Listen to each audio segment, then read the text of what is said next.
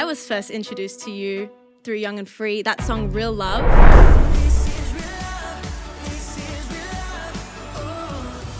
Your voice is iconic. Like, hand to God, I was like, I'm not that good. I don't like the church. I don't like worship music. I don't even believe in God. But when I listen to your music, I feel good. Dude, yeah. Like little like testimonies like that. The dream of solo artistry truly was dead for like 10 years. In some rooms, in some settings, we've lost the understanding of the freedom that comes from praise. I don't really jump around because worship is very personal to me. Yeah. And my challenge to that line of thinking is, but the gospel isn't. It obviously is personal, but it is not just for you. Not just for you, yeah. In a corporate setting, when conditions are perfect, right. Like there's childcare for your kids, the AC's on. We put the lights down. The lights are down, the coffee car's there, you got your Spro right before, Dude. like everything's like perfect, and you're just like, but I can't really lift my hands. Like I don't really jump because I don't want people to like think about like that we've missed it already because it's not for you. It's not. Like that's it. praise Yes. is a revelation of what he has done. If you are filled with his spirit, if you have his indwelling presence in you, then it is the least we can do than to respond and not care what anybody thinks about you. Yeah. I was so fatigued by writing songs about revival and not seeing it. Oh, this is revival. When it's just like worship went 20 minutes longer. Yes. It's amazing. It's a great Praise thing. God. Is it revival? I don't know. Yeah. Hey, welcome to the For the Glory podcast, where we spotlight what God is doing in the music industry all around the world. We talk music, culture, and the kingdom. We hope you enjoy. Well, I'm here with Alexander Pappas. Hello. That's me. I was first introduced to you through Young and Free, that song Real Love. Your voice is iconic. Let's go. And I think it's beautiful. And you've been doing such incredible stuff. You've been in the US. You've been in Australia. You just got done with the Hillsong conference literally this weekend. Yes, that's right. How was that? It was so good. Yeah. It was so good. It's obviously different than it once was. But the presence of God has continued to show up and just been exactly what these moments have needed. It's been really fun, really special. That's awesome. So cool. What has your life looked like, since being, we're going to talk about your solo project, of course, but there's been a lot of time since the Young and Free days. Yeah. And I'd love to honor that season. So what has life looked like going between Australia, the US, taking on to your new solo project? How's it been? Well, I mean, like for those that don't know the story is if you can't hear by the funny way I talk, most people do assume that I'm Australian, being a part of an Australian worship band. You'd think. And a friend of mine a couple years ago gave me an incredible title that is, I am false Australian, and I appreciate that. I like it. I like That's it. Amazing. But no, so I lived here for a long time. I moved to Sydney when I was 19 and got plugged in with the youth band, and just I had a heart to impact. I would say the heart was to impact young people, and whilst that is certainly true, I think I've always just been and continue to be like whoever God blesses me with the opportunity to minister to. I want to bring the utmost godly kingdom impact to their lives. And so when I started, it was in serving in kids ministry as a 19, 20-year-old. And I'm grateful that the Lord, I think placed like a faith and a zeal to bring my very best to them, to kids, to young people, to adults, to old people, whatever it may be. I just have a heart to bring a gospel that truly does penetrate the hearts of even the coldest, hardest one. Yeah. And so I lived here, and I got roped into serving in youth ministry. I moved to Sydney in Bible college as a bass player. And as a bass player, I was a trash player. But like the college had like 120 vocalists.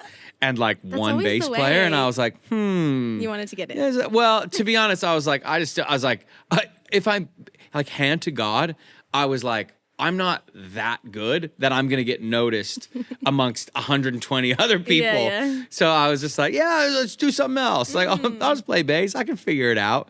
And like most churches need bass players. Yeah. One of my brothers in the faith is a guy named Dean Usher, amazing songwriter, pastor. He wrote songs like "Oh Praise the Name."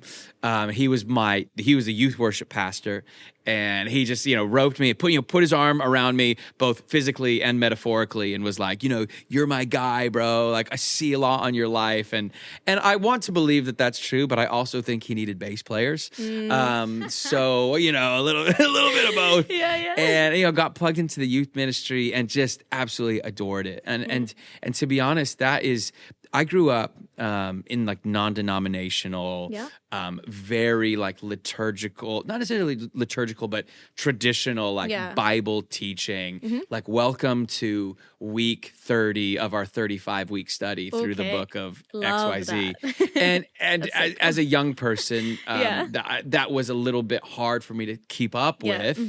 And pique my interest, if you will. Sure, yeah. But I moved to Hillsong, which is a very, in some ways, mild Pentecostal. For the broad scope of Pentecostals, it's not that in your face. Yeah. And for me, it was like, whoa, this is in my Massive change. face. Yeah. Tongues. Oh, What even? are they Christians? Yes. Or are they even saved? Yeah. And and like kind of just like we could talk for hours even just Yeah. about how the Lord softened my heart and where He showed up and spoke to me and challenged me on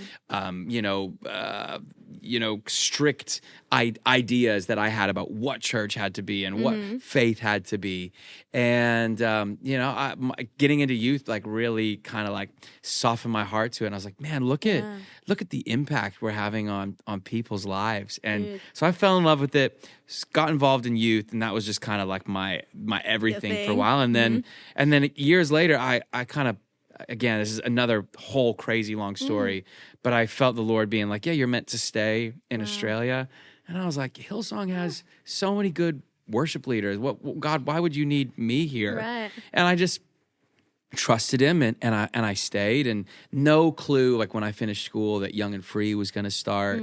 And I, was just like, God, I've got these dreams, I got these desires and hopes, but I'm going to lay them at the altar, and you are the God who resurrects, and I'm gonna die to self with these, and if they're of you, you'll bring them back to life. Yeah. And He so quickly He is amazing. So Jesus good. is so good. Yeah. That He, even before like the dream came true, He would just give me little moments of His faithfulness.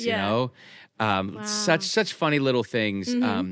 But it is the little things that are so stealing of STEEL of our faith. That's right. Yeah. And Amazing. and then so Young and Free started, and it was amazing.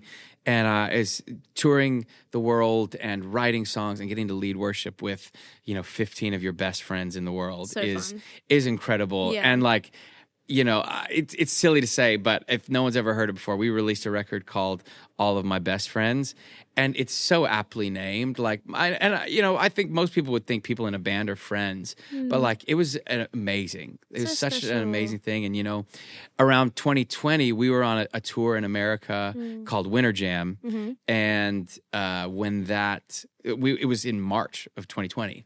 So you can imagine it was like, Dang. I think we should go home. Yeah, we should probably return the I think we tickets. should go back to Australia, and we're back here, and then everything shuts and that ends, and much to a sadness is that's kind of the last thing. Crazy. Kind of last thing we ever Whoa. like. That's not true. I mean, we in lockdown we recorded an EP called Out Here on a Friday, and that ended up sort of being the last thing we did together. Yeah. And and so then there's a big shift in my life, personal things, professional things, and all at that same time. Like, I was moving to America to start doing my own artistry along with that. Okay. And so I was already touring pre-COVID, about 6 months out of the year between Hillsong Worship and Young and Free. Wow. And I was like, if I add, and I was a full-time worship pastor Okay. at the Hillsong Sydney City campus. Oh, And, the Waterloo one? The Waterloo one. Oh my gosh, so cool. Yeah. Wow.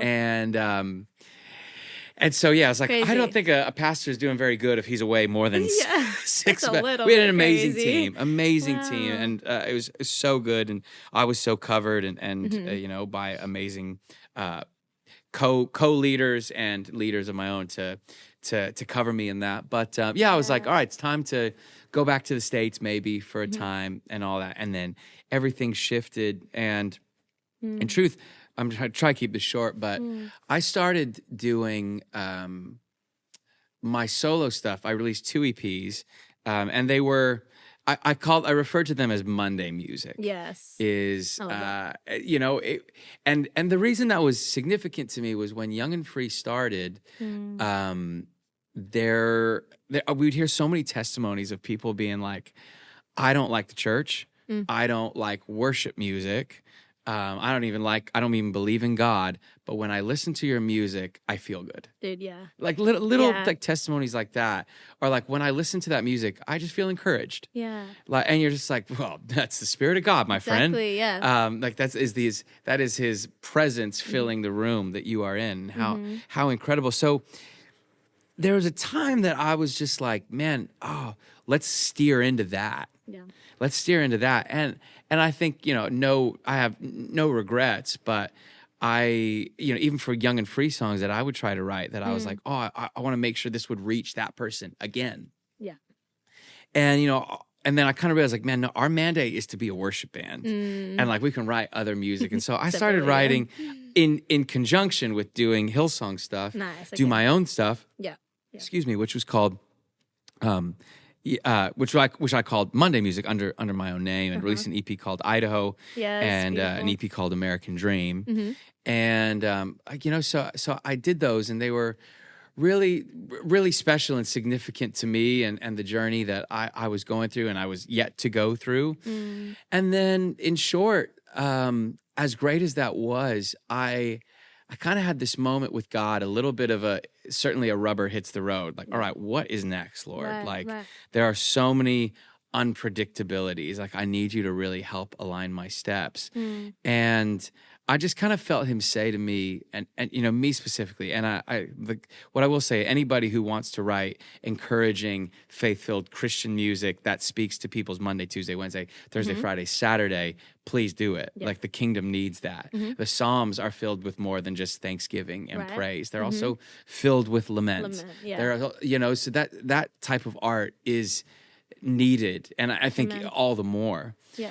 But for what I felt the Lord is calling me to do is, I felt Him just kind of politely remind me that when we weren't even trying to, when we were just writing songs of worship that were filled with the gospel truth unashamedly, Yeah. is that the word of God is sharper than a double-edged sword, and it was penetrating hearts. That's what it was. Because He did it. Yeah. We didn't do it. And I just felt Him politely be like, I made you to do this. Yeah. And so it's kind of Beautiful. led me to the last couple years. Yeah. A few practical record label things worth figuring out that took a little time, but releasing kind of primarily worship music again, songs for the Praise church God. that I've got faith to believe perhaps Yeah. could reach people the same way those early Young and Free songs did. And they're so beautiful. Was the idea, before you jumped into Young and Free, was the idea always to go solo?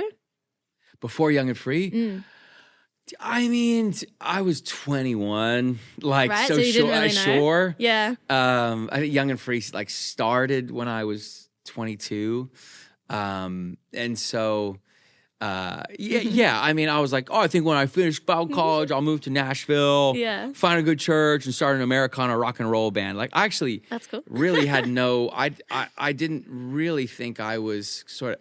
Like, I started leading worship when I was 17. Yeah. And and people would, again, this is a very non-Spiro like culture, right? Like we believed in the Father, the Son, and that like nice like guy.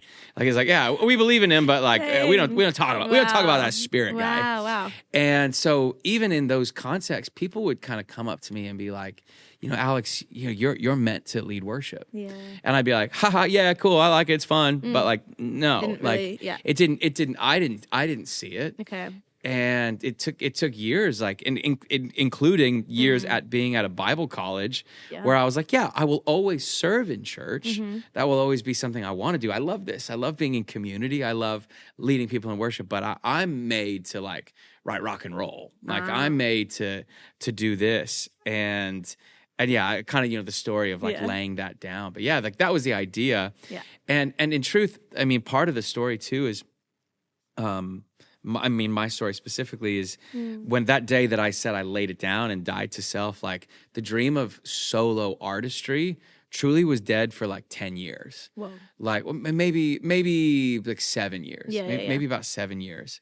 And I was in a prayer meeting on this tour we were on with Martin Smith, and he just led it. And the room is filled with some of the most incredible worship leaders you can imagine. It was this tour; there were all these different worship bands were on. He's leading this prayer meeting, and he just goes, "I think there are dreams in here that I haven't thought about this in so long. Funny you say that." He goes, "There are dreams in here that the Lord is bringing back to life that you haven't even thought about, but that you're meant to do.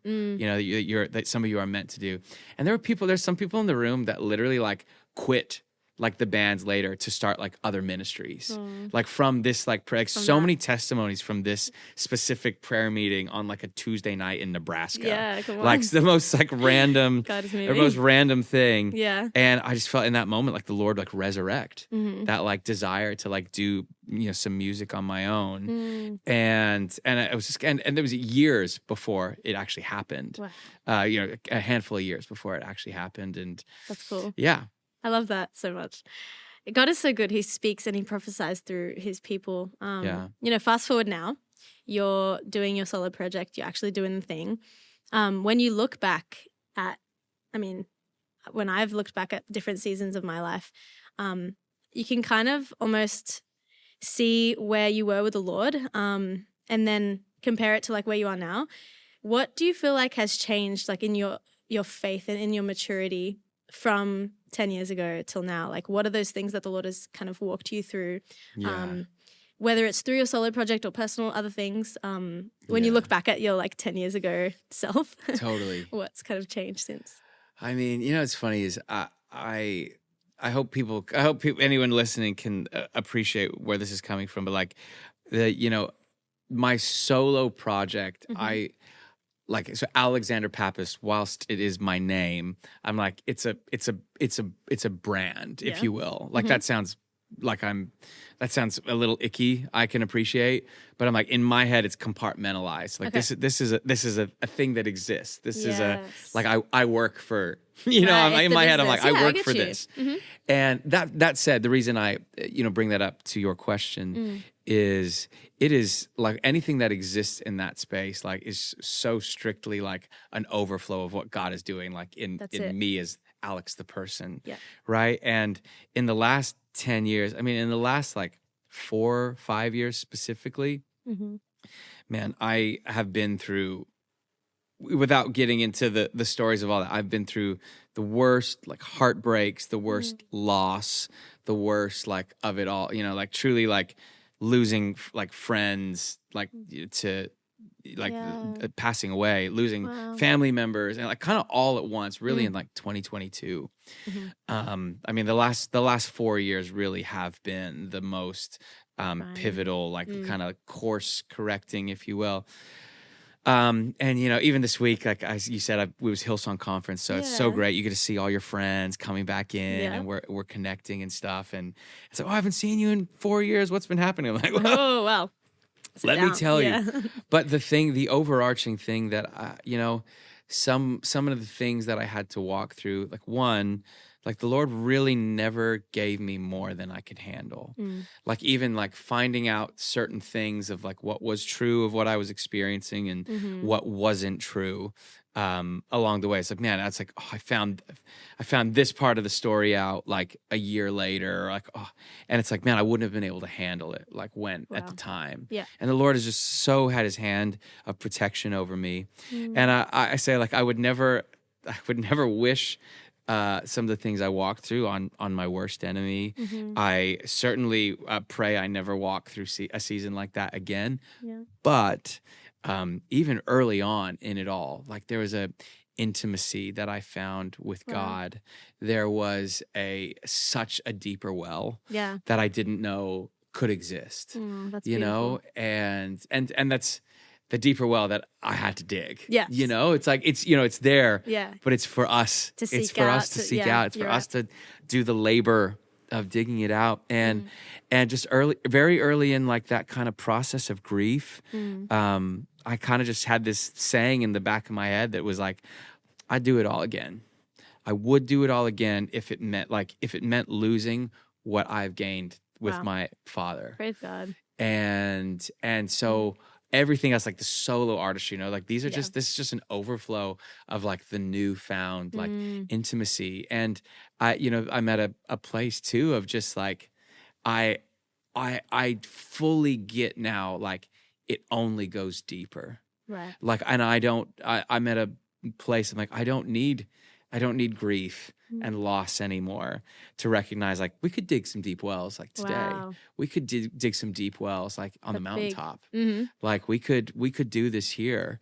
And you start to find you're like, man, I'm really like not satisfied with yesterday's water. Yeah. I'm really like in fact I'm dehydrated on yesterday's water. It's kind of enough, but I've learned like once you get a taste for it and really get it, you're like, I actually like really want that. And it's just been a sweet I think anyone can say very, very frequently that more often than not, our hardest years end up being our best years. Yeah. And I certainly have walked through my hardest years, and where I stand today, and the testimony that you would hear in my songs, exactly. and what I can share on this podcast is that these have been my best years. Wow. It's so special because you can see it in your writing as well, I feel like, over the discography and like just the I guess the wells that you were sharing about.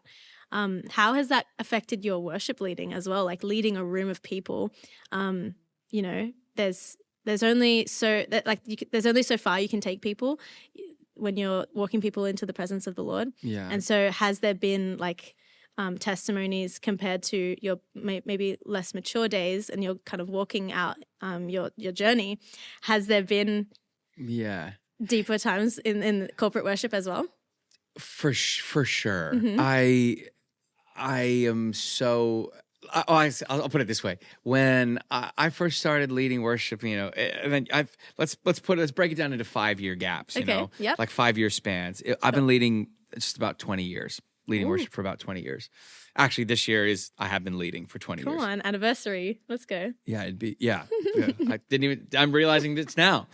And if you break it down into like, let's just break it down into fives. That like, honestly, I'm like every 5 years I would have gone like, oh, I had no idea what I was doing 5 years ago. Yeah. But now, it's like, I think I get it now. And then 5 years later, I'm like, oh, 5 years ago, Alex, you knew nothing. And, to today, that, I mean, like, this is where I want to, take a moment to clarify too, of especially like any young person leading worship is, it is not by your might. It is not by your power. It is certainly not by your gifting or your abilities or your talents. It is by a spirit. And he's just that good that he uses imperfect, flawed, and broken people. And somehow his spirit and his word, if the gospel is preached, like we said before, it has a way of reaching people that I'm just like no one's coming up to me and saying like, man, you were okay then, but you're great now. Like no one's saying that. I recognize. I'm like, man, I like just my the unhealthy version of me, right, could say like, oh, shame on you for not knowing how to do it well. Right. Shame on you for like, not digging the deep wells then, At that stage, yeah. But like the healthy version of me is like, no, like I've just been on a journey. Yeah. We're all on the journey, and Yes. like keep saying yes to the Lord. And my story really is, it's like when I've, if we're a ship metaphor, when I've gotten a couple degrees off course, he's very graciously sent a storm my way to get me He back knows what to on. do. And like I said, I think I got a little bit more ability to see his hand guiding me before I get myself too far off the path. But yeah, I mean, the last couple of years, I do feel like I have so stepped into a new anointing, and that really does come from like primarily, and I would love to spend more time talking about this, is just the power of his spirit and understanding and recognizing his spirit. Which again, it comes back to, I was saying where I grew up. I'm just like, it's like Jesus. Like we're all about Jesus. We love Jesus, and I do love Jesus. But I'm like, man, Scripture is it John 14. John 14 is like, it's where Jesus says like, I will send you a helper. I will send you. And before he says that, like, it is better that I should leave for the one that I'm going to send. Exactly. And he will send you a helper. I'll send a helper, an advocate to remind you of the things that I have said to you.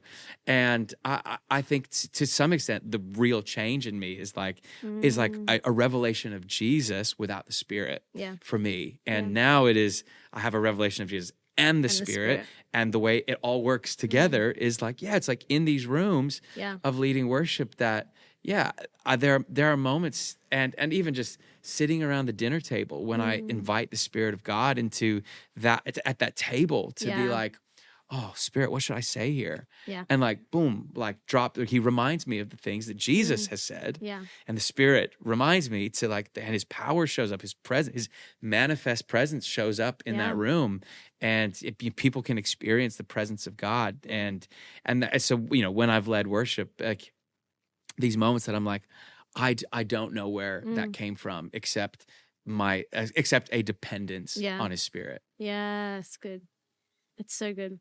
You speak a lot about like the physical outward expression of praise in some other interviews that I've watched of yours, and like how important that is. And I feel like there would be a really cool opportunity for you to encourage somebody like myself. So I remember going through when I was maybe had a less understanding of like why we praise or why we worship. And I would just kind of look around and I'd be like, okay, I'm singing this praise song, fast. I'm jumping to the beat. I'm not jumping because of the lyrics that's like happening. I'm jumping because my friends are jumping next to me and I'm in the mosh pit and like all these cool things. Like what would you say to the younger me as like a revelation of like, why do we praise? Why do we actually lift our hands and jump about? Yeah, I mean, I think you have to start by taking a little bit of a better look at what do these words mean. Yes. Like what is, most churches today, not all, there'd be some people who are like, well, we don't do that at our church, but many churches go praise and worship. Praise is fast, worship is slow. And to some extent, like I can see how we arrived there, right? Because the fast songs typically are declaring God's faithfulness. It's declaring God's goodness. Inviting people in. It's inviting people in. It's true. It's like, it's easy to grab onto. And then the slow songs are like thought. Like typically it's like, oh, you're it's bringing you a little bit inward to consider. And, certain denominations do even, set lists even better of like, Thanksgiving song, a reflection song, a high praise.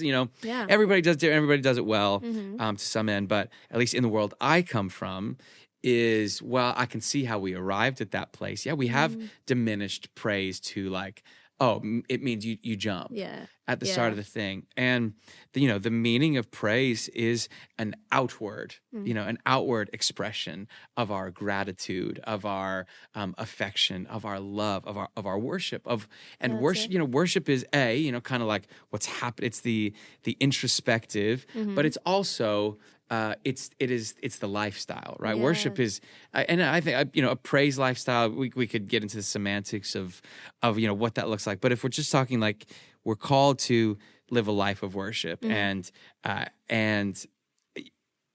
so in that it's a posture.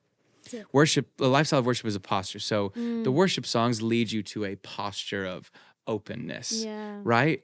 But I believe that, I think we've maybe in some rooms, in some settings, we've lost the understanding of the freedom that comes from praise. And that, so the part that I would want to challenge is there's a lot of people out there in conversations that I have, and including other worship leaders, like, I don't really jump around, like, because worship is very personal to me. Yeah. And my challenge to that line of thinking is, but the gospel isn't. And it obviously is personal, but it is not just for you. Not just for you, yeah.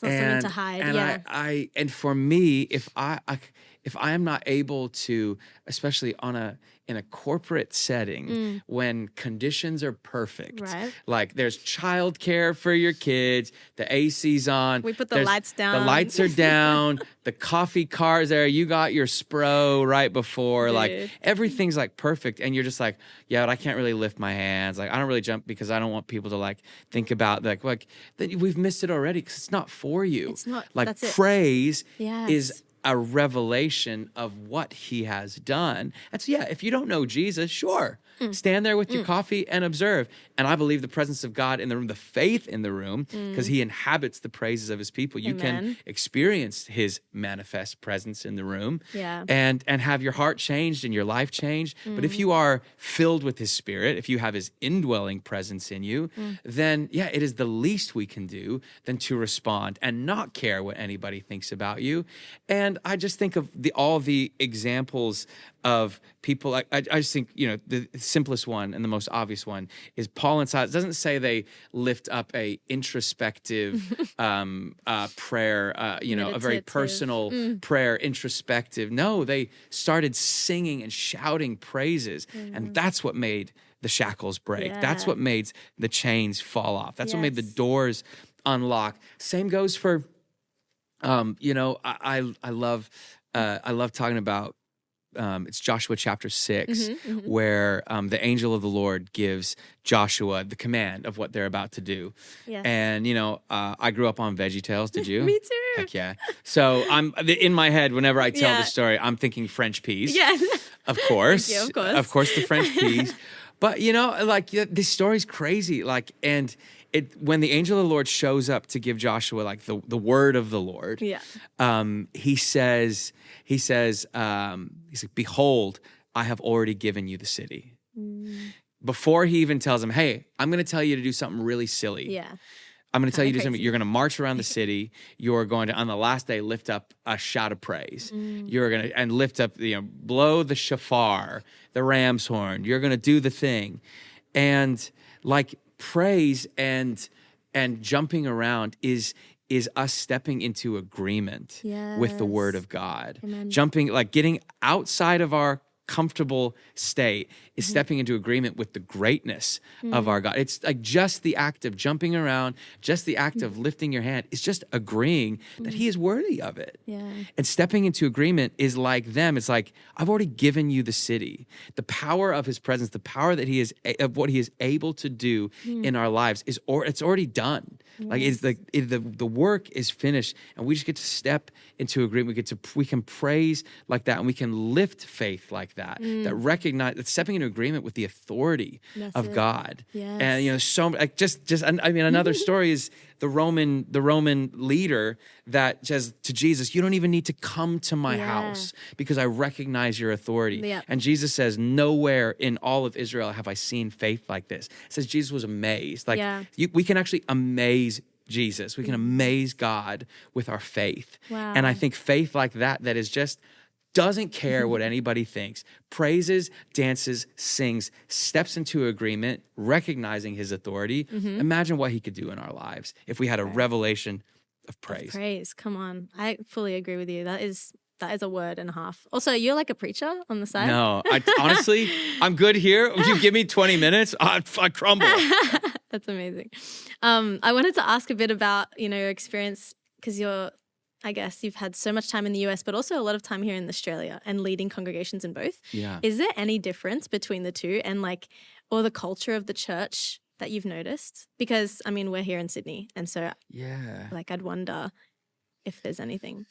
Ooh, yeah. I mean, it's a good question. Yes and no. Mm-hmm. I mean, obviously for many years traveling with Hillsong, I experienced, I think when you have a reputation like that sort of precedes itself, it was so funny for us because we didn't know any different. Like anywhere we'd go, people, because they watched our YouTube videos. I was going to say DVDs. Oh my God. That's really Different decade. aged myself there. But they watched the live videos, right? Or listen to the albums. You know, they were live, and people kind of showed up to our worship nights, like wanting to worship and praise like that. And so it's like what an unbelievable blessing and gift that we had to be able to do that. Yeah. And then now, like a lot of rooms I go into. If I get an introduction or if I introduce myself, I'll be like, "My name's Alex." If you don't know my name, that's like fine. I'm from this, and people are like, "Oh, that guy." I actually this is just a stupid story, but I feel like it's funny and worth share. sharing. Is the other week I was leading an event, and I'm not going to say what city it is, but I was leading at this worship event. And there was a guy on the worship band that sweet guy, and I went out of my way to I was like, oh, he seems cool. He's looked a little shy, so we're chatting, and I kind of get to know him over 3 days at this conference. Yeah. And this is such a tangent. I'm so sorry, but it Please is funny. go there. And so I think we're buddies over those 3 days, and then at the end of it, he goes, man, I need to tell you something. I'm like, oh, what? He's like, bro, I was so annoyed with you the first couple days. And I was like, what? What did I do? And he's like, man, I hate when people try to sound like those boys from Young and Free. No, don't. That is so funny. And I was just like, he's like, yeah, and then I realized you were. You literally are. And I was That's like, so funny. oh, well, glad you got over it, I guess. So yeah, a lot of times I show up in rooms and it dawns on people, if a church invites me or if I'm on a supporting someone on a tour, and it's not my tour. Yeah. So people don't, and it's like, oh, the light bulbs come on and all that. But yeah, it is very different now. Yeah. And to that end, I in 4 years of kind of doing, probably at least 50 plus worship nights a year. I could count on one hand how many times that I was like, ooh, that was really tough, and I don't know if I'd want to go back and lead in that room. Wow. It's so amazing. That's incredible odds. Yeah. And yeah, just I'm very intentional too of anywhere I go to lead, and I would encourage this to any worship leader stepping out of their home church and their home covering is meet with the people that you are, the leaders of the place you're going to hey, what are you about? What are we hoping to achieve by this worship night that you've invited me, or if you've been invited, and step into alignment, step into unity, and where there's unity, Christ commands a blessing. Yes. And I've just witnessed that over and over in rooms that and again, this, I'm like, this isn't me. This isn't my might or my power or my talent. Yeah. This is the presence of God showing up because we've done the work to step into unity. This is what we are hoping to achieve. I'm like, hey,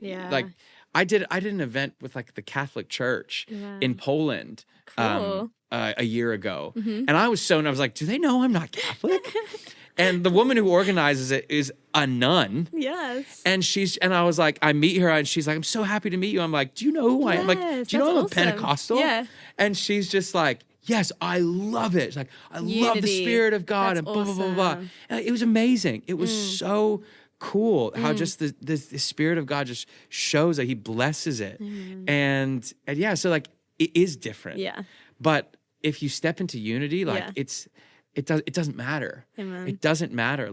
His presence is going to show up. And you obviously, if you started ranking it based on how loud it was or how enthusiastic, of course it would vary. Yeah. But to me, it's always a win that we started here and the night ended just people encountering the presence of God, stepping further out of themselves with a revelation of praise, a revelation of like outward expressive worship. I'm like, win. Come on, that's awesome.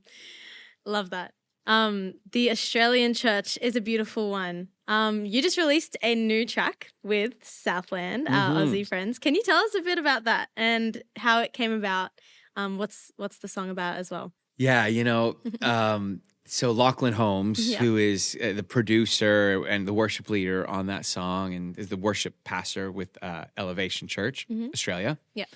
I would be remiss to not mention in 2023, kind of off the back of me kind of in a little bit of a life crisis, my manager, Cameron Gulo. Legend. Shout out Cameron Gulo. My cousin. Your cousin, of course, probably. Probably. Can't wait till we find this out. Gotta get the ancestry thing, going. Yeah, we do. And his brother is involved in a denomination in Australia called INC. Yeah. And they invited me to come lead at their state conference. Okay. And I have done a number of pastors' conferences in my life, and respectfully, they are not very fun to lead at. That's so funny. Like, respectfully, churches, leading like staff meeting in worship. It's rough. It's on the tough side. Yeah. And so I'm like, well, I love Cam. I love his brother. I'll come out. I'd never met Lachlan before this. Yeah. And I come out and like when I tell you like the presence of God showed up, like you just could not believe. And it was there was one in Queensland and one in New South Wales. And so Queensland was crazy. Wow. And we're like, well, New South Wales won't be. Like, there's no way. No way, right? Like, there's no way, like, God will do it again. And, like, we go, the next week, we go down to Nowra. Nowra. And, like, from the jump. And I'm like, were people talking? Yeah, like, did they tell them? It's like, did you know that last week was like, they're like, nope.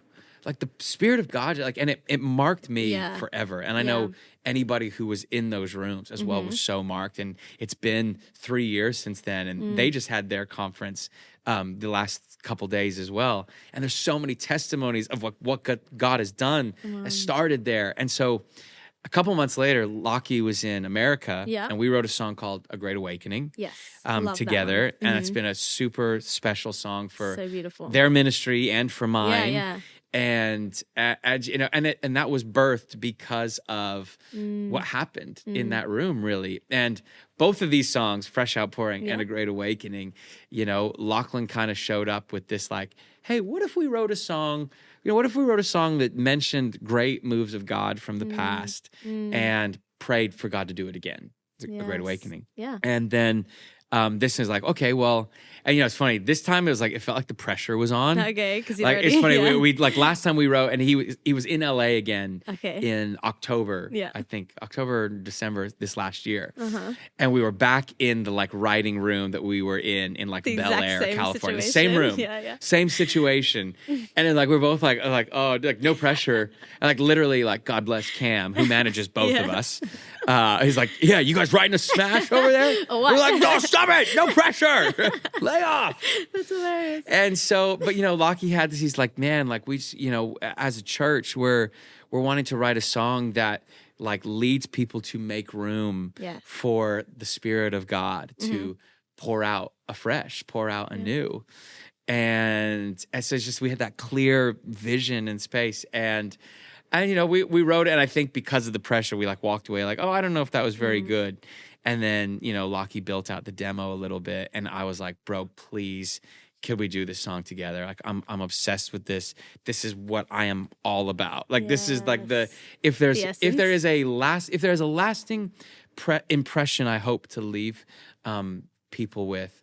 And I don't know if this was, I don't know at what point I would have maybe gotten into this, but I so believe in this. And I read this there's a book called Full Surrender by an author named J. Edwin Orr. Okay. And he was a theologian in the time of Billy Graham. And it's a really short book. So if anybody's looking for a quick read, a good read, it's awesome. And in it, he talks about the presence of God and His Spirit. Yeah. And he kind of just describes it as this, and we see it in Scripture, is that the presence of God can exist within two realities. There is His indwelling presence that, I believe, when you invite Jesus into your heart, that is a residency that He does not take lightly. Yeah. He fills you up. And that is how we as believers can say, like, I will never walk alone. I will never be forsaken. All these things. These things remain to be true. But in the book, he goes on and he does a much better job than I do. But there's the indwelling presence, and the other reality of His Spirit is the manifest presence of God. And that is, He inhabits the praises of His people. And even just recently, I was talking to a friend about this, and I was explaining this to him, and he's like, oh yeah, so that's why if you are not a believer and yet you step into a room like the one we are in now, you could be like, I feel the presence of God. Amen. So that person can't actually feel in that moment the indwelling presence of God, but they can experience the manifest presence of God. Yeah. Therefore, we as people who endeavor to live a lifestyle of worship, who are experiencing His indwelling presence all the time, if we are operating in that way of life, in a lifestyle of worship, wherever we go, people can then experience the presence of God. People can be like, I don't know why, but when I'm around you, I'm encouraged. That's cool. And I'm sure lots of people even listening to this have had that, like, oh yeah, people have said that about me. Like when I'm around, they just feel calm. They feel peace. Like, oh, you're just a nice person.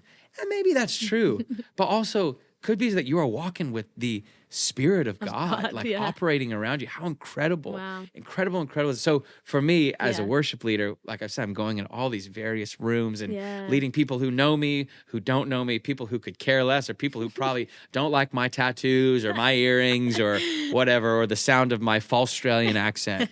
Any of those things, that I'm like, the lasting impression I pray we all walk away with is the understanding of the power of praise that invites the presence of God into our orbit, no matter where we go. Yeah. And so that's why when we wrote that song, I was good. like, dude, Come this on. is like, please let me sing on it. Yeah. And I've had the opportunity. It's only been out a couple weeks. I've had the opportunity to lead it a couple times, and it's been good. so special. Oh, that's so awesome. beautiful.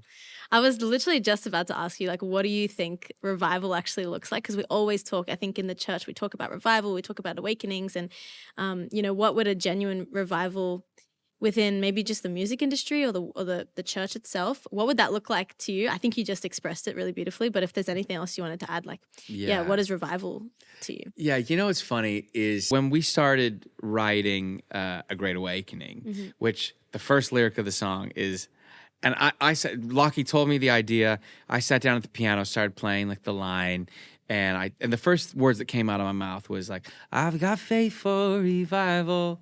And I said that like all across this land, like you did in the upper room. Let again your spirit. So, I was mumbling my way through it.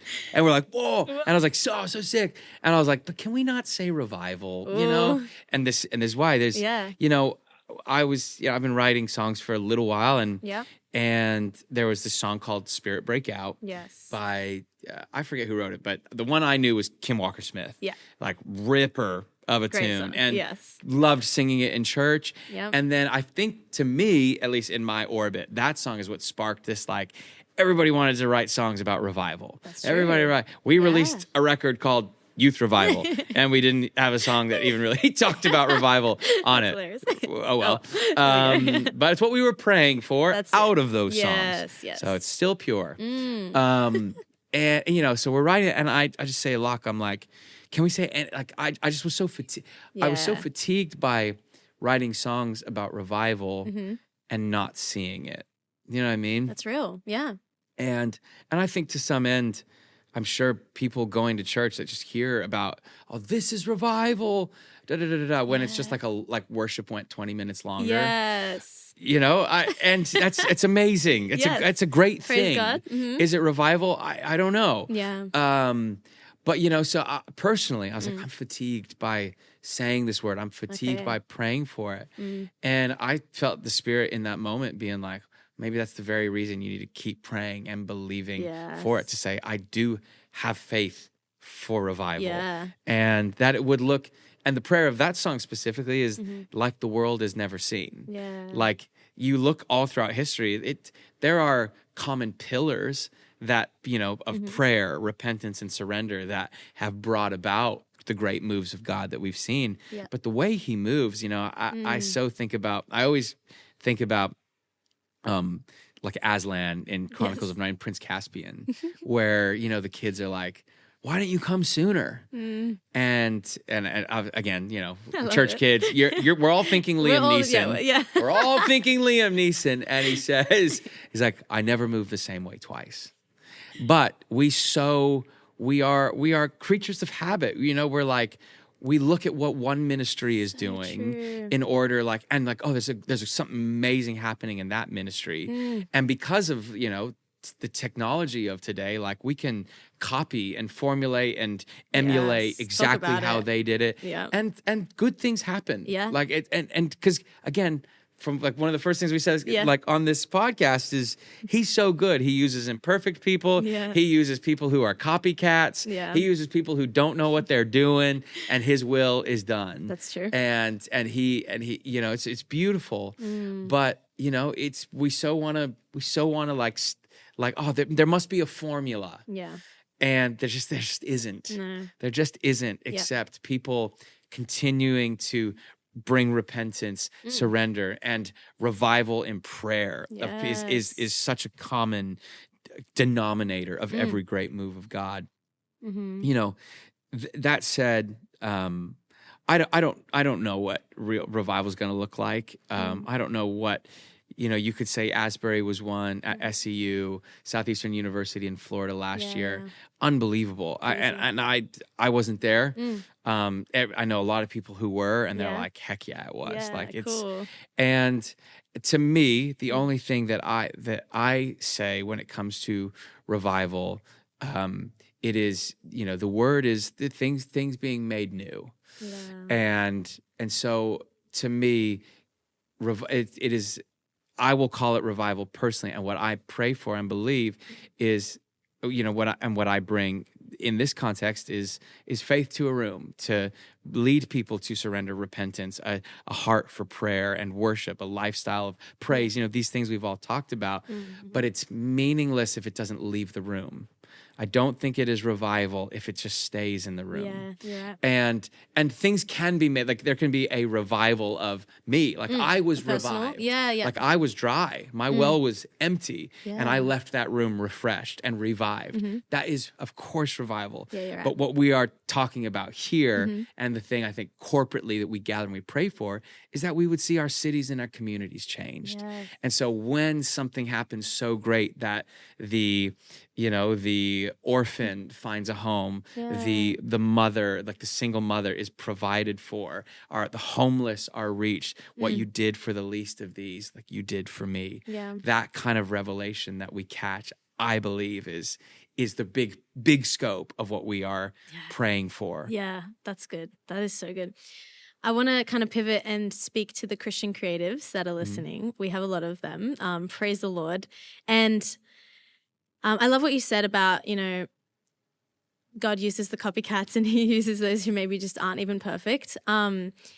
What's your take on like people in this era, copying each other, and like, maybe people watching are artists and they're trying to like get seen on social media or go viral or get their streams up. Yeah. Like, what would you say as an encouragement to artists walking in their unique kind of authenticity, so that we're not just like copycatting and like following each other in that way?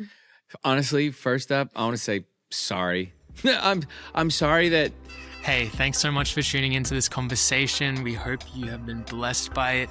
If you're wanting to listen to more, if you want to hear the rest of the conversation, I want to invite you to Glory Gather, because we have exclusive podcast segments over there. Glory Gather is an online community for Christians in the music industry, to be developed and discipled. On Glory Gather, you'll have access to things like Show and Tell, which is where we put our masterclasses. We have live streams, we have different group chats, demo feedback. It doesn't matter where you are in your career. You don't even need to be a musician. If you are passionate about the music industry and you have friends in the music industry and you just want to get amongst them, if you're a manager, this community is for you.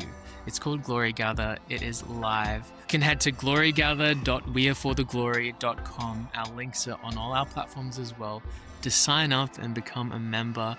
I hope to see you there. I love that. That's a beautiful answer. Good job. Good job. It was a big question. That was a big question. It made me a little sweaty. I'm so sorry. At the end of every episode, we always ask the interviewee to put us on to some music or to an artist, a Christian artist that they love, maybe someone who you feel like is doing that amazingly, or just like an underground artist that you think we should know about. Number one, John Allen. Okay. He is it's kind of rock and roll worship music, based out of California. He's a worship pastor. Cool. Such cool music. Yes. Secondly, a guy named, it's called Called Out Music. Don't even right now. I love him. Do you love Sam? He performed right on the stage. No, did he really? Yes. Well, then now he's on underground. I mean, I think Okay, he is a joy bomb. Yes. It is something that gets in your spirit, and it's amazing. Yes, come on, so good. Thank you. Thank you for putting us on. Tell us what's coming up next. What can we expect from you? I have a song out. I don't know when this is going to air, but just released with my good friend Bethany Worley from Bethel Music. She's got a stunning voice. She does. We have a song called "The Reason That I Sing." That's just come out, and then got hopefully a little full length live record. Come on, in the works in the next couple months. Live exciting. worship record. So good. Well, stay in tune with what Alex is doing, guys. Thank you so much. I appreciate you joining. This has been really good. This has been a great conversation. Thank you. So fun. So good. All right, bye.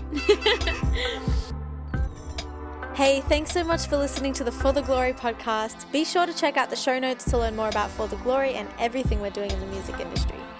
If you've enjoyed today's episode, we'd love it if you left us a review. It really helps us reach more people for God's kingdom. And if you'd like to partner with us financially to keep this work going, head to our website for more information. Your support is what makes this possible and helps the Christian music scene flourish. We can't wait to catch you on the next episode. Be blessed.